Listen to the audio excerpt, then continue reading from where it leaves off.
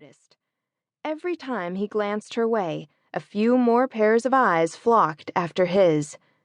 Luce kept her face down, drawing a thicket of black hatched lines in her book until the ink became so dense that hardly any white shone through. When the bell finally rang, Luce felt sicker than ever.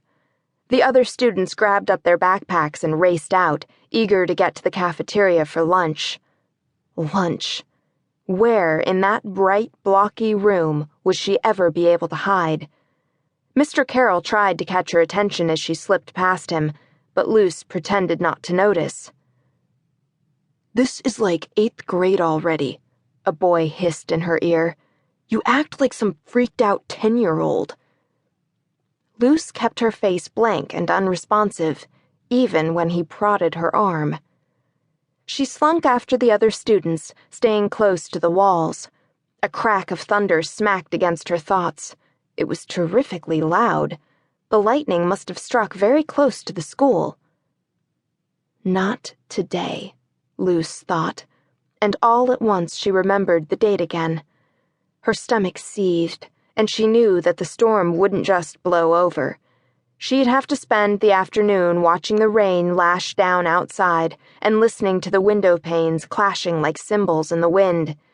It would be exactly the way everything was a year ago today, the day her father's boat hadn't come home.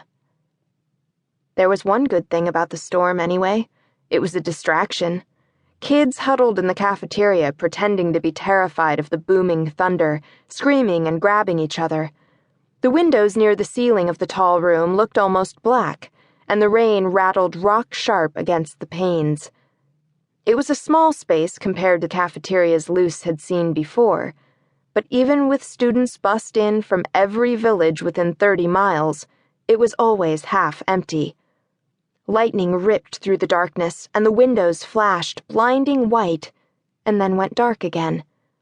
Everyone was too busy chattering about the violent weather to think of her.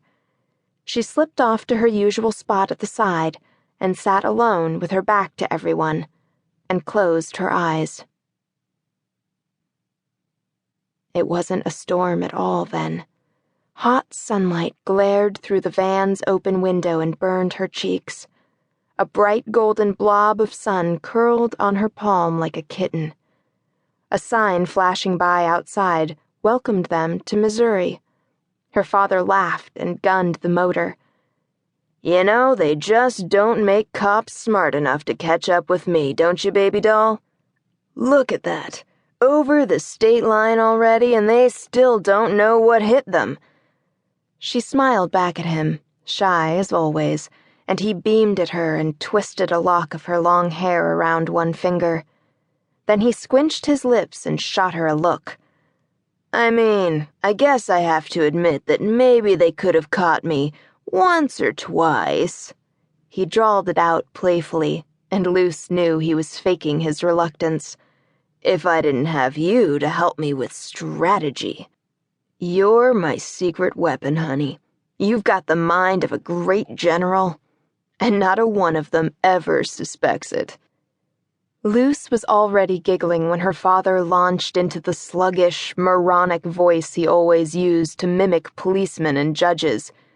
"You don't mean to say that sweet little wisp of a thing could be the diabolical mastermind behind this incredible theft, do you? No, I'll never believe it." Luce knew he was only kidding. About the most she ever did to help was to stand lookout while her father loaded stolen chemicals or electronics into the back of their van. Even so, she loved hearing him say it. "You and me, we've got them all fooled, don't we? Now, as soon as we hit St. Louis, I'll take you to the best bookstore in town and you can pick out a whole damn stack. And, for a hot fudge sundae, you've most certainly earned your share of the spoils." Luce's bare feet were already propped high on piles of books and the duffel bag holding her clothes. Her gawky knees poked up in front of the dashboard. She could feel her right leg starting to get sunburned, but she didn't bother moving it. The rest of the van was stuffed with the weird-looking lumps of equipment her father had swiped from his